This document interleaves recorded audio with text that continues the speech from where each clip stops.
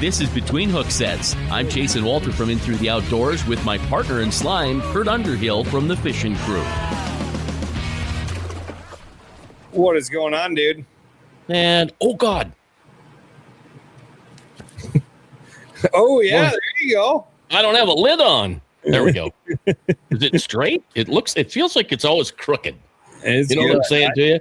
Every week I think my hat's crooked. I think it's a camera warps you or something. You always see me doing this. Yeah, right. Yeah, see, and that this ear is smaller than this ear. I can't ever get my head in the right spot for it. I'm like, oh, this is just absolutely ridiculous. What was I going to say? Hotter than the hinges of HE double hockey sticks right now. I think 93 here in Mobridge. Where are you at in Pierre? I think it hit like 97 again.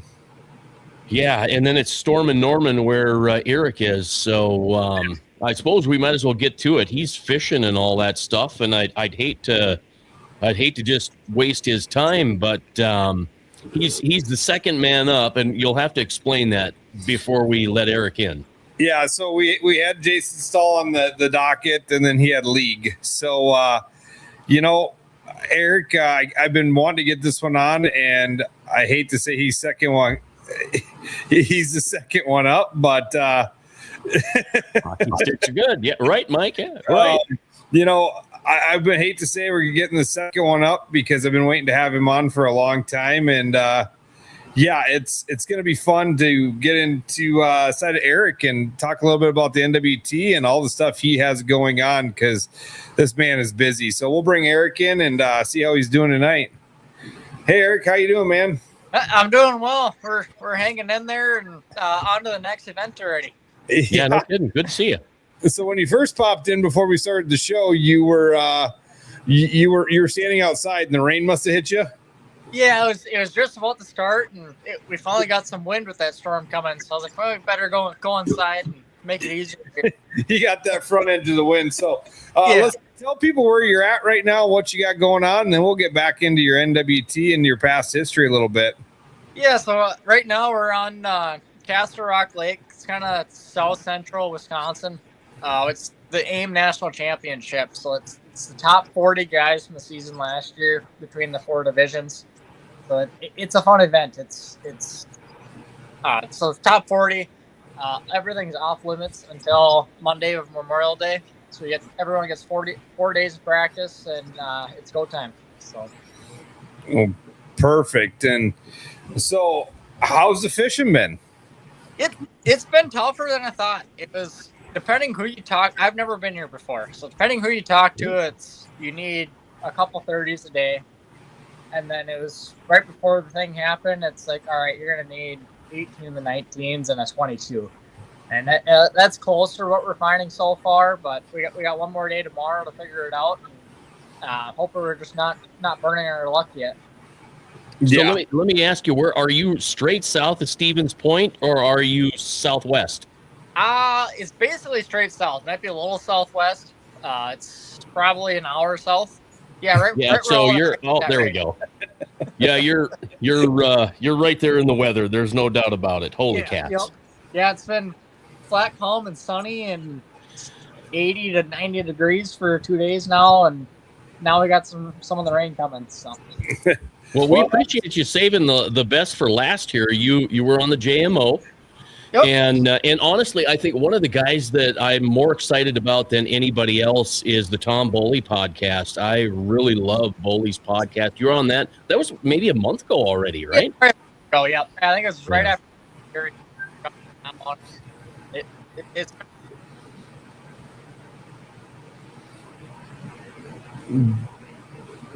Did we lose him? I don't know if we lost him or not. All of a sudden, it just kind of voice went away. Are you there, Eric? Yeah, I'm now. Okay. Yeah, there you go. Yeah, I might have put my hand over the speaker. It was like, and then I couldn't hear a word. But no, well, thanks for joining us tonight. Let's get a little bit about your history, where you call home now and a little bit of your history, because you're a younger guy, but you're kind of an old timer on the circuit. Yeah, I'm getting to be the old timer out there, and it feels weird to say that because I just turned 26 a couple days ago. So, Happy birthday! Thank you. I grew up on Mille Lacs in central Minnesota. Moved out to Wisconsin. Now I'm in Algoma, so just south of Sturgeon Bay. I've lived out here for probably 5 years now. So how long have you been fishing on the circuit? On the circuit itself, this is my 6th season. So the 2021 season was the first year on the pro side. Okay. So let me pop this back up again so people get a little perspective, right? Because you've got a championship, you've got a tournament win, you've got AIM, you've got well, what do you got there? 6. 6 number ones, right? So that's in 6 years. That I'd say that's doing it right. Yeah, it's been an unbelievable start to my career so far, and I can't be happier about the way it's been going. And so, obviously, for people that live under a rock, you kind of followed in Dad's footsteps a little bit. Yep. So you got your dad, your uncle's out in Devil's Lake fishing, guiding out there. I mean, it's a family business to go out here and to chase these walleyes all across the country. But so you dubbed in this thing 6 years ago on the pro side. 6 different. How long you been fishing the AIM stuff then? The AIM. I think Dad and I did one when we were young. Otherwise, it was 22, 23. One of those years. My buddy and I from high school jumped into it, and I think we won the second one. Fished just the one that year on Green Bay. And 23, yeah, so I was 22. So 23 decided let's fish the whole thing, see how it goes. Championships in Green Bay. Kind of did mediocre all season, and then the championship we took like 3rd place, I think. So we qualified for the Nationals. Well, then we got sent to Lake Oahe for the Nationals, and we ended up winning that one. So that got us the boat there, and it's been a fun ride. Yeah. Okay. So hang on. I'm doing the math. I'm putting things together here. So COVID was your rookie year, right? A year after COVID. Year after. Oh, so 21. It depends when you count it. Okay. Well, so I was thinking about Tom Wynn, coming onto the scene during COVID, and being as successful as he is. Well, you're right up there alongside of him, and frankly, in the last couple of years, you've been right up there alongside of him and others like you are. This year's a good year for you. If the National Walleye Tour actually had their Angler of the Year listed on the website, which they don't, it's 2025, 24, 23, 22. They don't have the current year there, but it's it's a different. They switched it to that Fishing Chaos app. Oh, really? Yeah, it's on that now. Oh, for Pete's sakes. You got to go hunting somewhere else. Well, yeah. We talked in Mobridge. Where did you end up? I'm sitting tied for 2nd right now. Yeah. Okay, so does it go Bo, then you, then Gage Gordon? Because I'm doing the math in my head. Yeah, so Gage and I are tied. We're 2 points behind Bo. Okay, all right. So then it's a little bit of a drop off, and I honestly don't remember who's right back there, but there's a lot of good sticks right behind us. So.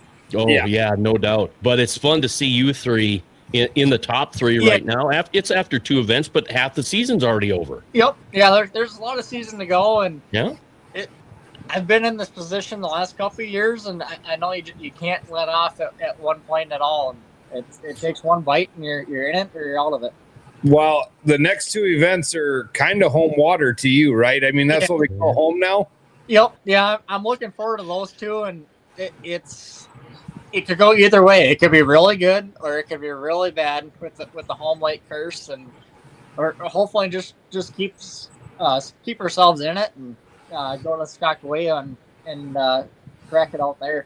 How did your gut feel about the next 2 events on Green Bay? I mean, really, your gut feeling. Do you have a little Yeah, Escanaba, I don't spend a whole lot of time in Michigan, at least not up that far in the slot stuff. So that'll be, it's not new, but it's not what I'm used to. Once we get to Oconto, yeah, I'm super excited for that one. I got a lot of confidence out here in July. It should be a fun event. Yeah, it's really interesting going, there's been a lot of hype, or I wouldn't say hype, a lot of turmoil around two events on Green. Yeah. You're right. I think they did it right by saying you have to stay in that respective state. So it's basically two different events. It as on the angler standpoint, I wish they would have kept it open so we could spread out further. You get enough guys that are go for a long run one way, and that just opens up more spots that we have close type of thing. But, yeah, let's talk about that. I mean, that's a little something different this year that they put boundaries in. I mean, we know that they've had boundaries because of the drama on the Canadian waters the last couple of years, but what do you think? I mean, a boundary in Mobridge, when I heard that, I'm like, the NWT's never put a boundary out. What's the thought? I don't know if you have the insight, but what's the thought process in your mind behind that? And what's the, how do you feel? Like I said, it's going to tighten up the fields. I get Green Bay. So did they just do a Lake Oahe because they did Green Bay too? Or? Yeah, I'm not sure on that. We've been asking for 3-4 years now, and probably even longer, to put some boundaries on just so we don't have to go so far. Well, we don't ever have to go that far, but we feel like we have to go that far. Oh, I mean, what the first event in Skakawea that Dewey won up there when he was jackpotting one, he said I ran up to Tobacco Gardens, had to fill up with gas. Yep. Just to even fish, basically. Yeah. Luckily enough, I didn't fish that one as a co-angler, but Dad talks about it a lot still. It was 114 miles one way in that event, and it was nuts. I'm glad I didn't have to do that ride. $5 a gallon this year. Yeah. Yeah, that was the other thing I was thinking about a couple days ago. Is 2 events now. I've used 1 full tank of gas, and I don't know if I've ever done that before. Yeah, that's not such a bad thing then. Yeah. Save a little money. I personally like the boundary. It keeps the field tight. I mean, that's like everybody complained to me about the Gov Cup for years of taking the boundary off. And then when Chris Haynes won it, we had him on the podcast. And I contemplated for a long time, but Chris said, he said, winning the Gov Cup in that tight of boundary with that many good sticks means something more than having the whole river open. And I'm like, yep. Yeah, that's a great way to look at it, right? Yep. Yeah, I think that too. And I've always liked having tough fights like we had in Oahe. And I think adding a tough fight to a limited area of fishing, it makes it that much more special to do well in that event. Yeah, I as a tournament director, they're always like, let's go to good lakes with good bodies, good bite, that the right time of year. I personally love the tough bite, right? Like I personally think if we're going to show who the best on that particular body them couple days is, I don't want it when you can go out there and put 100 fish in the boat. Yeah. Right. If everybody's catching 12 pounders and putting 100 fish in the boat, that's just a gamble on what fish you keep. Yep. Yep. Well, here's a perfect picture of how tough it was, right? I mean, this is it. I mean, there's your answer right there. It was pretty amazing when you've got a lot of guys who are really good sticks coming in with that one big fish, which Oahe certainly has, and then you've got your unders, your slot fish. You caught a PB out here, but that was in practice, right? Yeah. In practice I got the PB. That was still probably my best day of the week out there. I had 3 walleyes that whole day, but they were like 8.5, 12.5, and like an under that was 2.9 or something. So it was pushing 23 pounds for 3 fish. But, okay, so I'm gonna get a little personal. I was watching the reel, and I was watching your Garmin, and or live scope. What I didn't, it goes by so quick you don't know. It's Garmin though, right? Yep, Garmin. Yeah. Well, you got the Garmin hat on, so it makes sense. So anyway, I'm watching that, and I'm like, okay, he's not He's not out in deeper water, not out in the trees, not doing that thing. But you were fishing what looked like a fairly decent drop off. Were you working fish on the bottom, suspended? How were they holding there? Most of my big ones came out of the trees.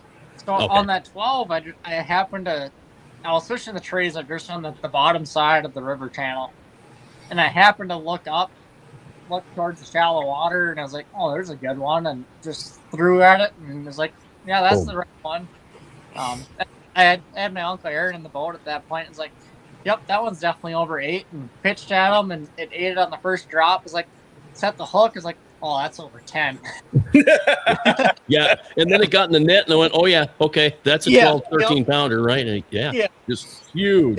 We got it close, and I didn't know he was recording at the time, so I was waiting for him to grab the net and scoop it. It's like, oh, you don't have the net. I gotta grab the net quick.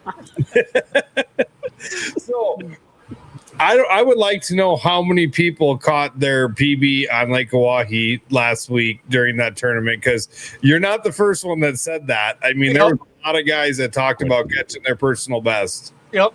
I don't know how many, but I bet you I heard probably pushing 10. Yeah. Maybe more than 10. Yeah, I mean, there was a lot of people talking about how they caught their personal best that week. Yep. Yeah. One team went home with both overs. Yeah. So, it was pretty crazy. It was awesome. Like I told one of the guys, I said, here's the deal. This tough bite doesn't bother me because now the secret is safe, right? I mean, people know about it, but like Kurt said, if you'd have come and put 100 fish in the boat, and if it would have been just suicide and big one after big one after big one, kind of like it was the NTC in 22, now you're in May, now you're going to have boats and people fishing like there's no tomorrow. So I think it helped us keep things a little calmer here. Yeah, it definitely did. And I think it helped a lot too, being early enough that we could have a little live release tournament, and most of those fish all survived just fine with that cold water. And it was nice when I go to South Dakota and put some fish back in the lake after the event. Well, and that was great. Like Wednesday was watching the live feed, and because then Thursday I was up there, but the amount of pictures when they would show, like pan over and show the guys holding their big fish up, when they pull them out of the tank and the water splash off the big one because it's still kicking. Yeah. Like guys wrestling them in the tank Thursday to get a hold of them. I mean, they weren't just in there; they were alive and ready. Yeah, to go. They were healthy, and like day one, my bag, it felt like 2 minutes for it to lock in. It was probably a solid 20-30 seconds before they had calmed down enough to get the scale locked. So they were nice and alive, and my first 2 big ones came in the first hour and a half. So they sat in that Ranger live boat all day, and I think the boats these days just do such a good job keeping them alive as well. Well, and that's, I said it a couple weeks ago on the podcast, and I said, or last week we had Jeff on, I said, when South Dakota made the law of kill after June 1st, that was 25 years ago. Yeah. Yep. And live wells are not what they are today. I mean, now they're insulating them. Now they're doing, they're putting recirc on them, auction. We got G-Juice, all the things that. Now, do I think we could keep fish in, August, September, late July, August, September?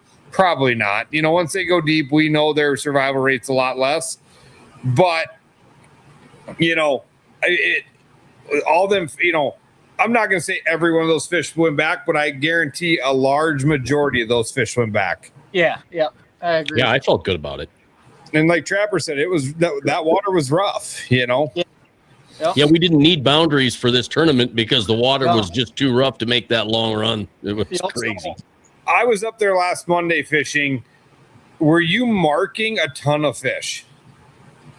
It literally depended on the day. Like my good spot, or my good big fish spot in practice, I saw probably 4 there in the mile stretch. Day one, I roll through there, and there's probably 50 or 60 of them. And I go there day 2, and I saw 2 in 2 hours. So they were definitely moving. I know some guys say they're all resident fish, but there's definitely a migration that happens, I think. Yeah. You talk to biologists on this lake, and they say the first, I live at Spring Creek area, so they say basically the very southern fish, Cows, Okoboji south, them fish will move less than 1 mile in their entire lifespan. Wow. When they've done the tags, them fish will stay within that 1 mile radius. Yep. As you go up the river, the fish move a lot more. Yep. You know, they've never had a southern fish, which, you know, current, whatever, but they've never had a southern fish caught up north, but they've had north fish caught down south. Yep. Yeah, I believe that.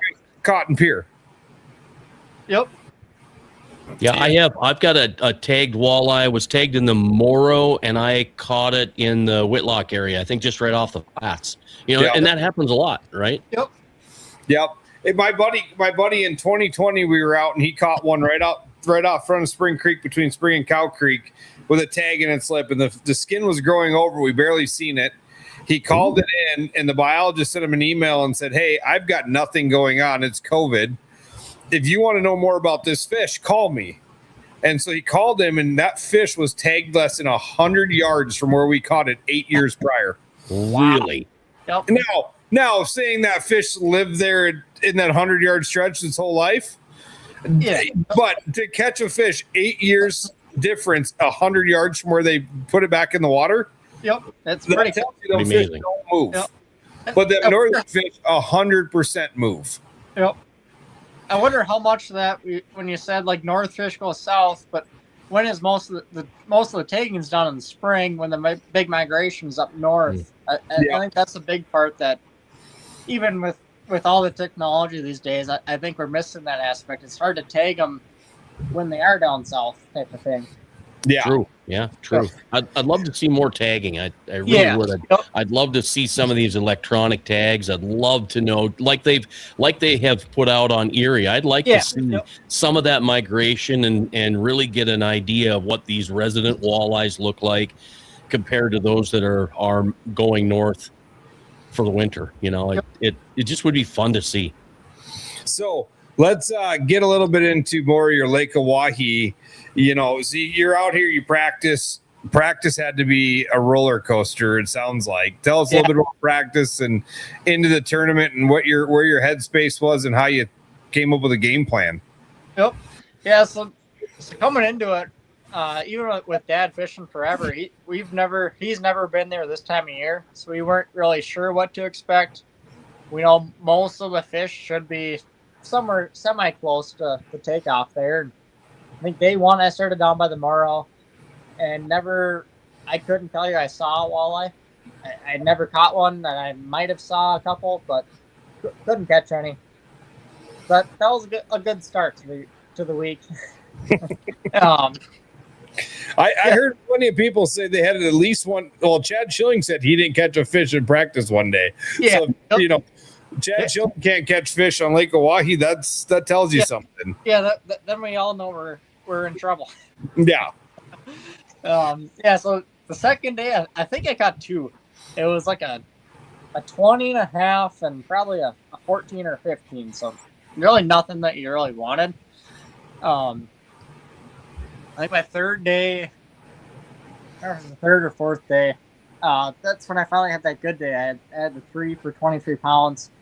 That really helped my motivation for the week. Was it I knew from being there in 2021 that you didn't necessarily need your unders. Like, you needed them to win, but to do well, you didn't need those two. I knew I could go get 2 bites and they could potentially be 8 to 12 pounds or even bigger.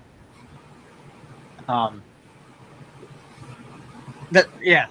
the next couple of days, I just drowned out trying to find unders. I did part of that and trying to find the deep trees to find some big fish again, and just really could never find another area that I could duplicate where I was just south of town there. And made the call up that morning, the first tournament. I'm going to go start there.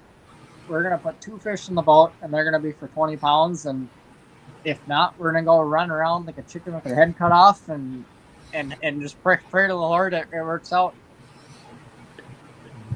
Yeah, I mean, I think that was a lot of people's strategy, and I think it bit a lot of people. Yeah. You know, I think that strategy of I'm going to put my 2 overs in the boat, and then I'm going to go get my slots. I know Bo said that. He's like, I didn't leave enough time to get slots because I was too worried about my overs on day 2. Yep. You know. Yeah, it was definitely, it was a picture perfect start to this tournament for me. Rolled in my big fish spot, went to the first good tree that I had from practice.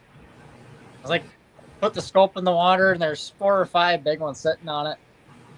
Threw in there probably 10 or 15 times so that the wind had made the water dirty for us. And those fish were lazy, I think, because of the cold water. So you had to put your bait within a foot or 2 of them before they would even think about moving after it. So between dealing with that wind and then the current would drag it 10 to 15 feet for a 1 ounce bait by the time I got down there. I got that bait in front of it and set the hooks. Like, all right, this is a good one. We need this one right away. And it was 28.5, but it looked like I swallowed a basketball. So I never weighed it, but it was well over 10, I would say. So that was 5-10 minutes into the morning. So that was just a good motivation thing.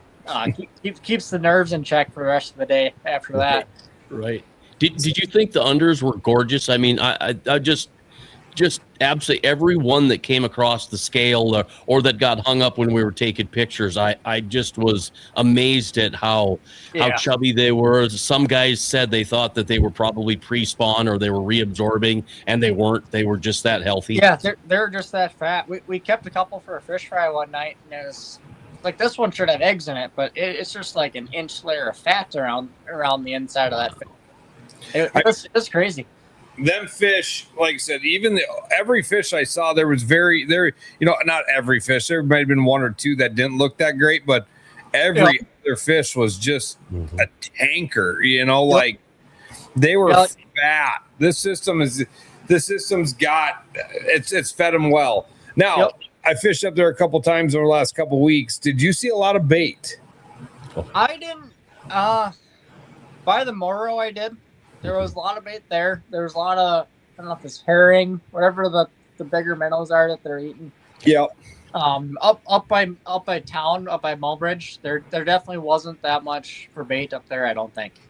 Yeah, I fished one day 2 weeks ago north of Mobridge with a guy, and we saw a couple bait clouds, but nothing big, right? Yep. And then we were down on Casca last weekend and saw quite a bit of bait clouds. But, I mean, I'm kind of glad we're not seeing the miles of bait clouds like we have in the years past. Like, you go for a mile and it's nothing but bait. I'm sure that's coming when the gizzards hatch and, everything gets back into a normal routine. But I think there's plenty of bait in the system, and because these fish are showing it. I mean, I talked to guys ice fishing this winter that did get a fish in granted February is going to be your best time, right? They're putting their feed bag on. They actually are full eggs. I had a guy catch a 22-inch walleye out of Spring Creek Bay that went 5.23.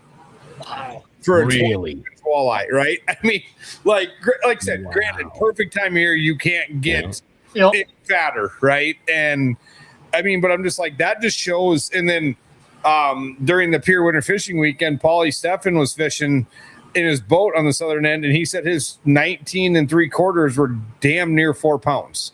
Wow. You know what I mean? So if you're talking 19-inch fish, almost 4 pounds. Yep.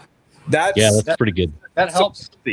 That was one of my second day. I had a 19 3/4. I didn't weigh it, but it had to be all of 3.5. Yeah, it's amazing. It looks so good. That's got to be a 22, 23 incher. Somehow it happened to be 19 3/4. Like that's going in the box. That's exciting for a lot of people coming here fishing. Really. Yeah. Yep. I don't mean to rip on AIM because I really like what AIM does, but that's why I don't like catch, measure, release tournaments, right? Right. Yep. Yep. Yeah, you get screwed in that regard. Yeah. For everybody, I get it. You all play in the same field, but man, when you have fat fish like that, the weights aren't represented right. Yeah, I go back and forth, like fishing both of them so often. There's a lot of so when my girlfriend and I won Green Bay last year, we probably gained an inch or inch and a half because I happened to find the post-spawn fish, whereas everyone else is catching pre-spawners. And with AIM now, it's one hand on the fish, so there's no pitching the tail, there's no stretching them or manipulating them whatsoever anymore. And I think that helped a lot versus NWT or live weight. On Green Bay, for example, you can go down south and catch a 30-incher, but it's a pound less than a 30-incher up north. Yeah, so I've been saving this comment. I'm glad you went into that. So Trapper said it seemed like this. I'm taking this as a Green Bay comment because that's when we were talking about it. Seems to be different kinds of walleyes in Bay Denok versus the southern part of Green Bay. They look they look just a little different in color. Weird. Yep, it definitely is. A lot of it's, you get out of that southern third of the bay, and the water's a lot dirtier. So that's where you get like the more Lake Erie, Lake Oahe looking fish, where it's more of a pale walleye. You get basically north of Sturgeon Bay, and the rest of the way north, those fish are as gold as can be, because that water is 10 to 30 feet of visibility, and that sunlight can penetrate deeper. Because even you catch one up there at 7:30, 8 o'clock in the morning, throw them in the live well for till weigh-in, and you can notice a difference of it's already losing some color on some of those fish. Really? Crazy how fast it happens to certain ones. Yeah, that's interesting. So let's get back into Oahe. So you were scoping. Let's talk a little bit about what you were using. And I know one of the things that you have on your boat, and I want to hear a little bit about your brakes. Yep. I absolutely love them. Joe Okada got me into the power brakes last year that we put on our power poles. And being one of the first walleye guys besides him to run them last year, it's an absolute game changer. I would never run a boat without them again. Whether you're in tournament fishing, if you're a fun fisherman, if you're a scoper or not, being able to stop the boat on a dime with just a simple push of a button, it helps a lot. I can go backwards if I hit the button and hold it for 4 seconds, I'm going backwards at 2.5 miles an hour. Really? 2 years ago at the Classic, I ran into that guy, and he's like, "I've got him on Joe Okada's boat. I want to get him on some more." And I walked him right down to you and Tom and said, "These guys right here." Yep. And, yeah, that was. He's like, "Really?" And I'm like, "Yeah, trust me, really." Like this. And I think I counted Lake Erie takeoff. I watched the video, and I counted how many sets of brakes on boats, not poles, just brakes. Yep. And it was like 36 boats going out on Lake Erie with brakes on and no kickers. I believe it. I was guessing it's got to be close to 50, 45, 50 now. Yeah. I mean, I didn't count poles. I was just counting brakes on the live video, right? Like, okay, that was a brake. Yeah, it's crazy to see these boats. And one of my buddies who ended up in the top 20, top 15, he was pulling cranks with his trolling motor, and he said he was using the brakes not on, just in the water as like drift socks to hold his boat. Really? Yep. And he said it was amazing the boat control he had pulling cranks with his trolling motor with those two brakes in the water, not even touching them. He said it just kind of kept the boat never did this. It just stayed. Yep. Yeah. So are you operating the brakes together, or are they separate? Oh, they're together. They're together. Okay. Both at once. You got one button to go backwards, and you get one button that can go forward. Okay, now that makes sense to me, because in my head I'm like, well, if you're controlling them separately, it's got to be a shit show. Yeah. Yep. Yeah. So it takes a time or two to get them straight, like perfectly straight. So if it's calm and you're off on one by an inch, then you start spinning in a circle. Oh yeah. But it's amazing what you can do, and a lot of it's the brake part of it. But even Oahe, when we're dealing with those big winds, and I like to go into the wind no matter how big they are. And with this, I went to a 75-inch Kraken, so I got the longer shaft. That was still coming out of the water quite a bit, so I could hit forward on those brakes, and that would keep my momentum going forward as the trolling motor came out of the water. But I could let off the gas on that, so it wouldn't create as big of a cavitation. And between here and then the championship on Green Bay, I did that too, and that allowed for at least one extra bite in both events so far. And I can't be happier about it. It makes up for what it costs, what the cost is of those products.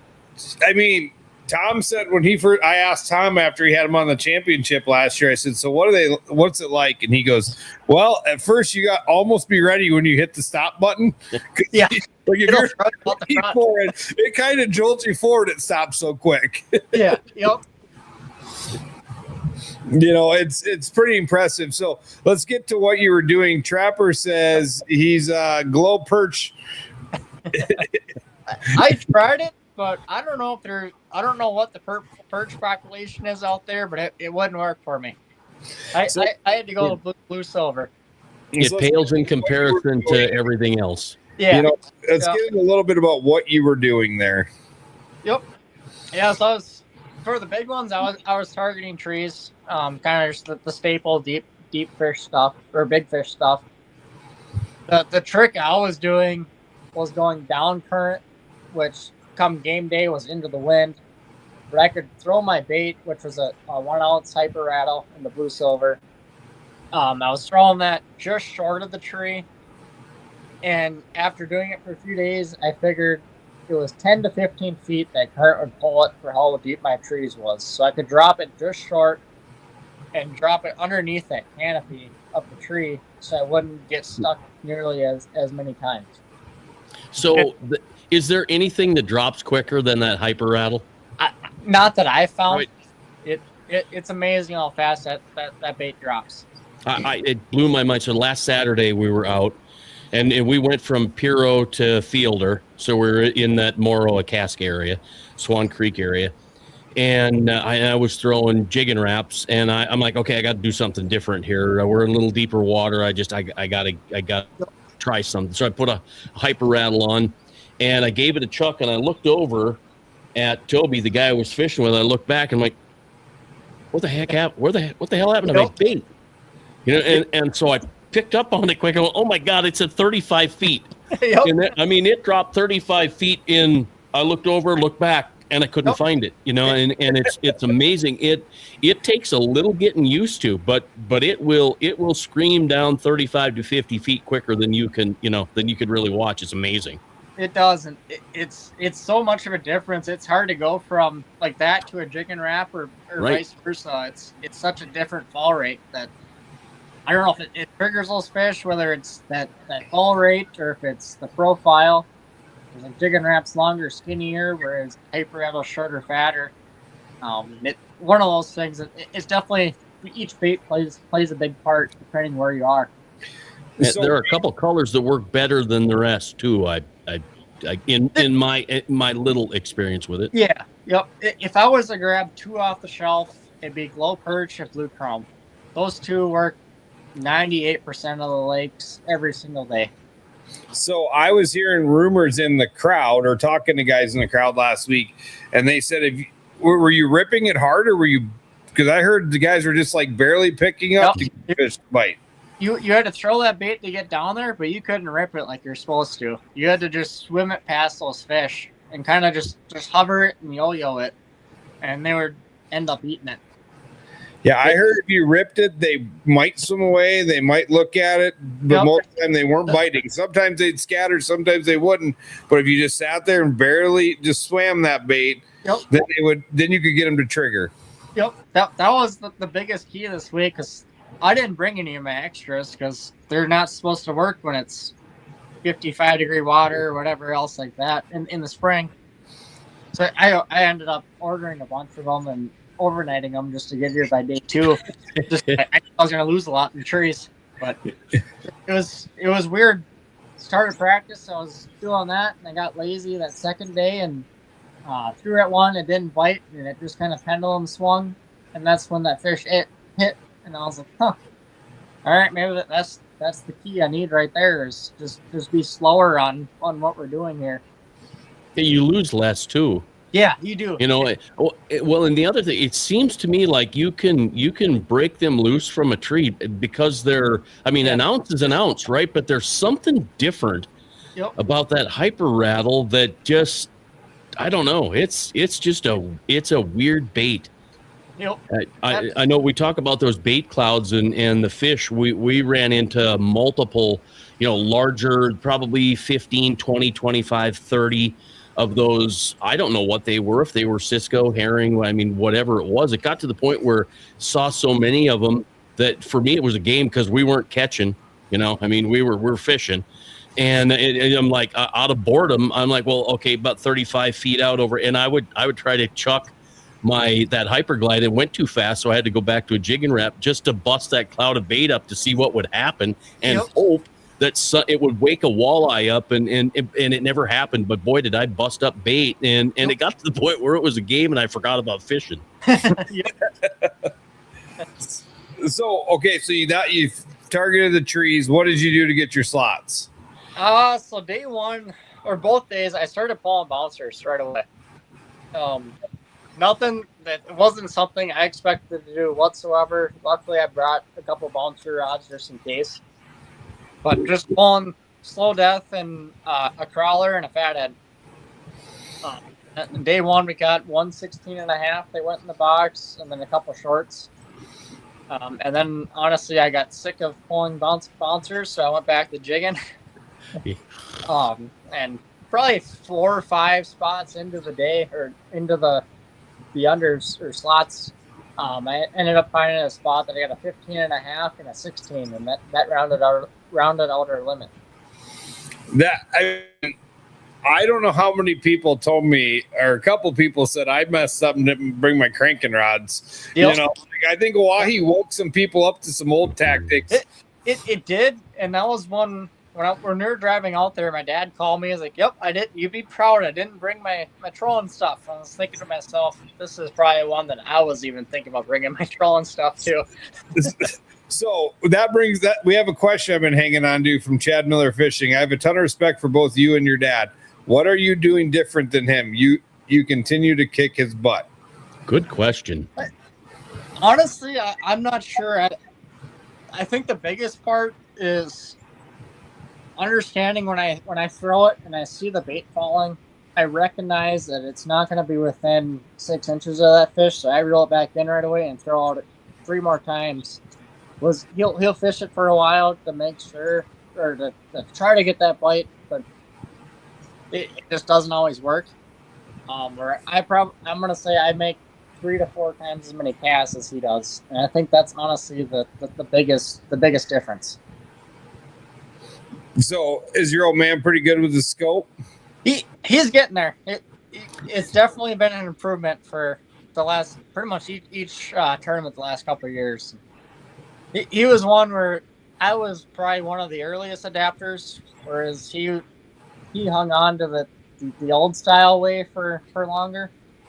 Part of that being Drake and I like live scopes, so he would keep doing the old ways just to make sure it wasn't working. So he didn't get as much practice right away. But yeah, I mean that's the thing. Like we saw last year on the tour, Lake Sharp, that scoping really didn't play a factor. Yeah. Yep.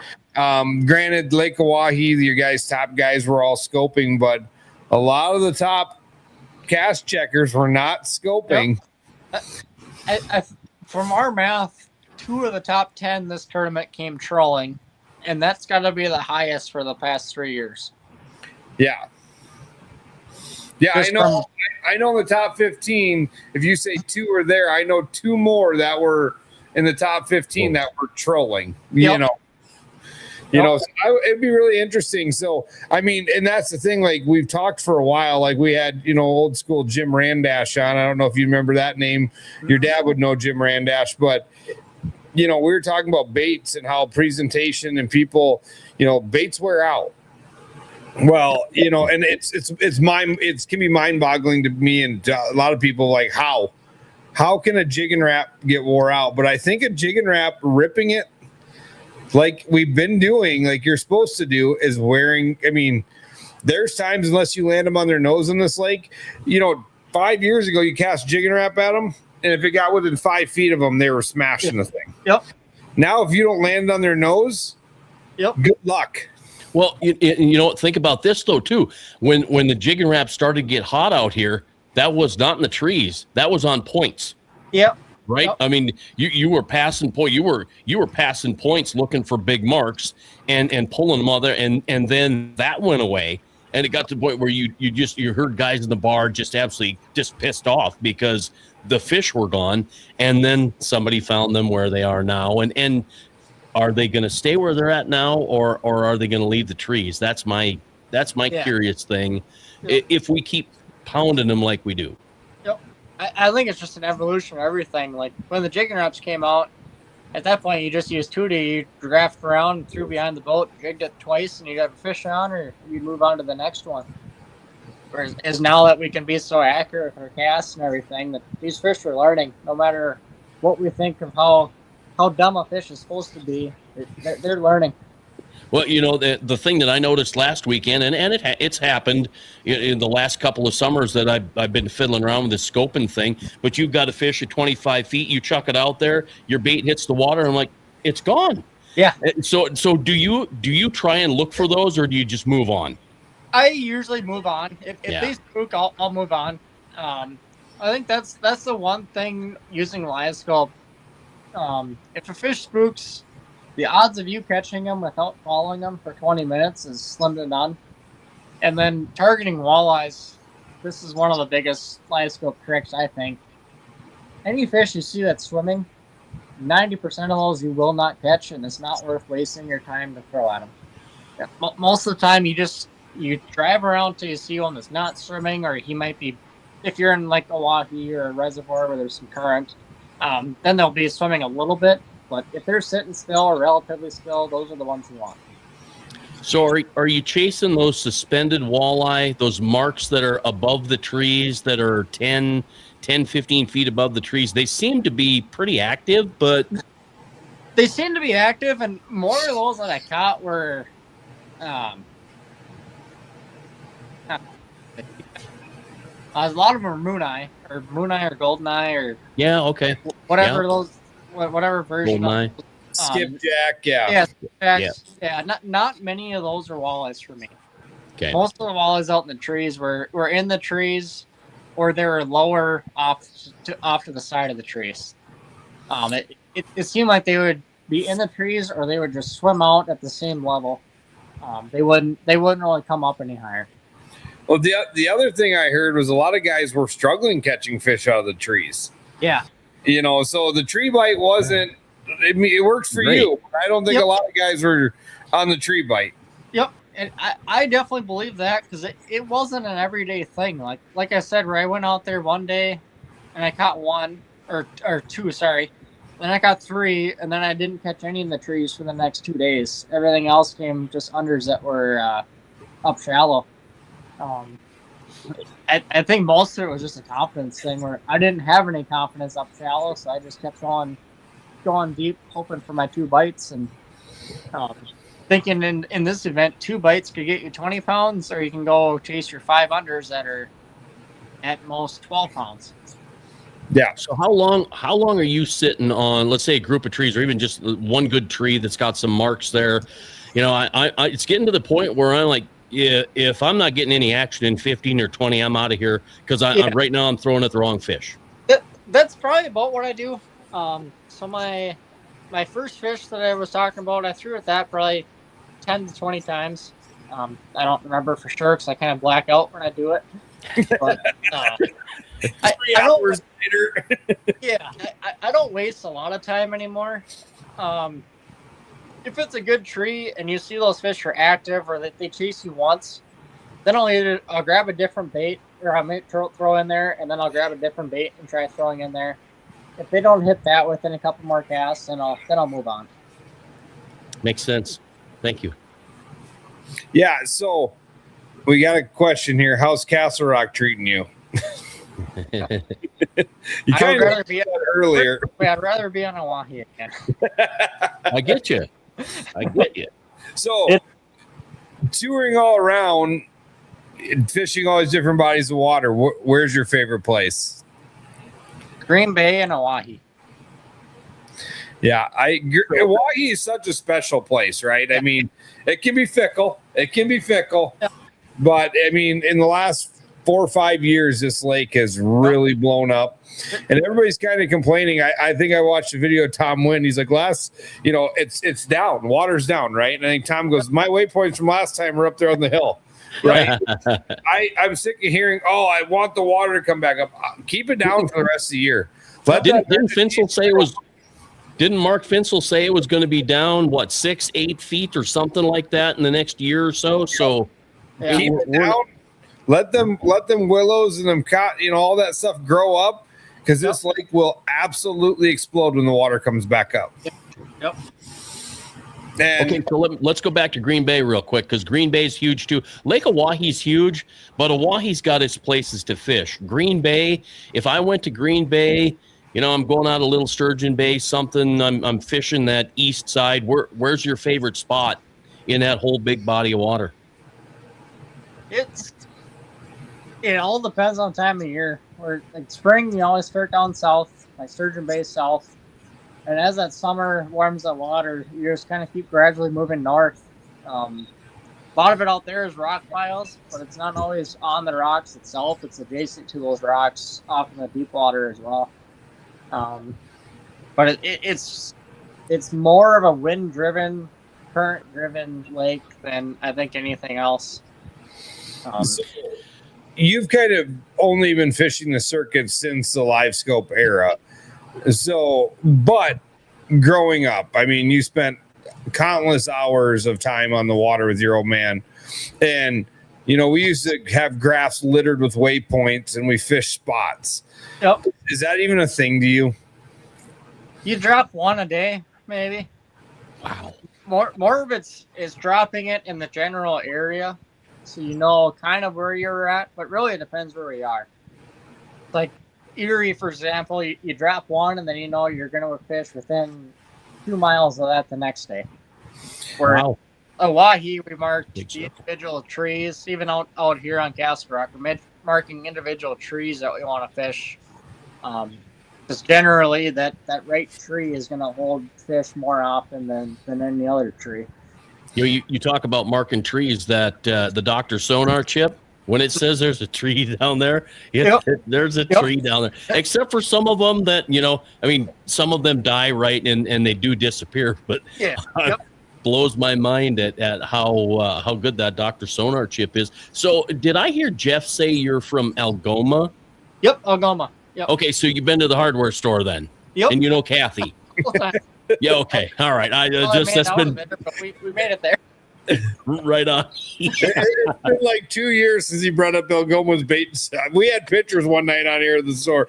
We do have a question, and this is a great question. I appreciate it. You guys got any questions for Eric?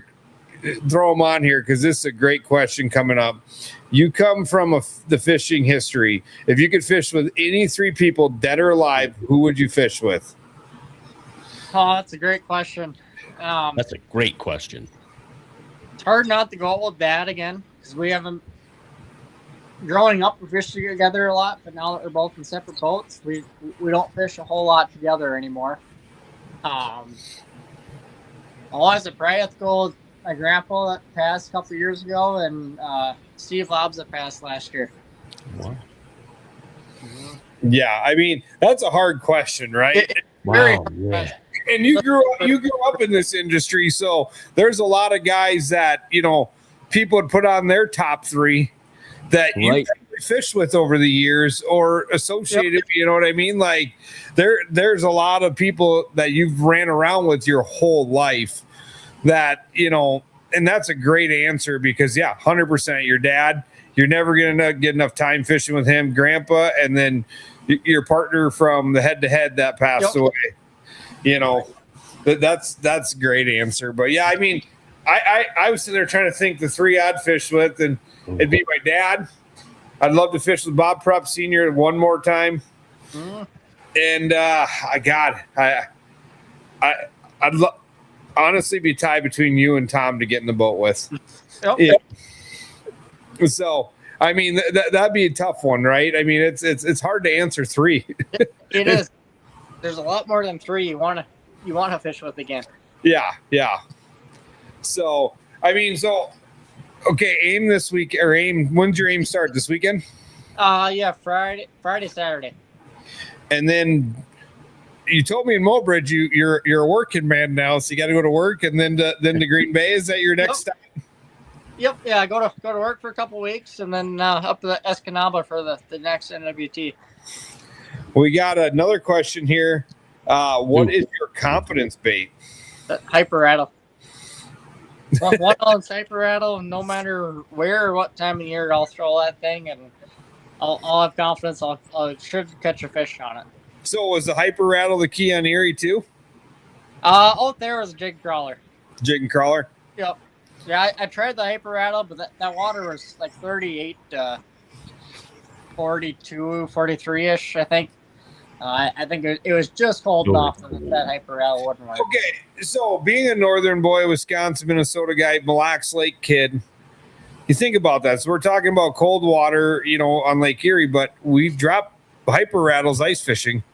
We do, and trust me, I've asked many people this year, like, why don't Jigging Raps hyper rattles work in the spring when we throw them all fall and all winter and they work? Because we're doing it different, right? Yeah. I mean, right in the winter, where it's just a nice, tight little. We're not. I'm never doing that. Not that I'm good at it, but I think we're fishing them different ways. Yep, and I thought that too. And even vertical jigging them in the spring doesn't work nearly as well as it does winter fishing or ice fishing. Yeah, I remember when they kind of started popping popular, with the jig and wrap through the open water here, in the last 10 years. And I remember my dad going, "That's our ice fishing bait. Like, we never threw them open water. We never threw them open water." Yeah. I think it's been longer than 10 years. Yeah. Well, I mean, I'm betting it's almost 20, because I think in 06, 07, maybe 08, I was out here. I started doing the boars trip thing and having fun with that. And everybody's laughing at me. What the hell are you doing? What are you doing? Uncle Lou, yeah, more dollars. It was a crazy thing back then. Eric. I said it's been a long time since we cost Uncle Lou money. So thanks for coming out. We haven't cost Uncle Lou money in a while. Oh crap! Speaking of money, okay, have you had a chance to fish with Rick Darling, the co-angler from Mobridge? I don't think so. I think Dad might have had him. Dad or Drake, I think, had him. Okay, so Jason Mitchell posted this. He picked up Rick at Eric's over there in North Dakota. Rick's from Leeds, and of course, Jason's certainly in the Devil's Lake area. But check out this tat. Nice. That didn't even take him a week to get that. You don't plan that ahead, right? Yeah.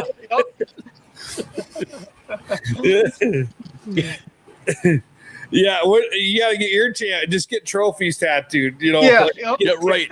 Under your eye, just do just little trophies. Yep. So, well, Eric, man, it's been great having you. I appreciate you taking your time and jumping on with us tonight. And good luck. One of my favorites to watch. And good luck at AIM this weekend, and go crush them, buddy. Thank you. Thanks for having me on again. It's always a lot of fun. Yeah. Things are going your way. Ton of fun to always chat with you, and great to have you on the show. Thank you. Thanks a million. Absolutely appreciate it. All right, man. Good luck to you. Good luck, buddy. See ya.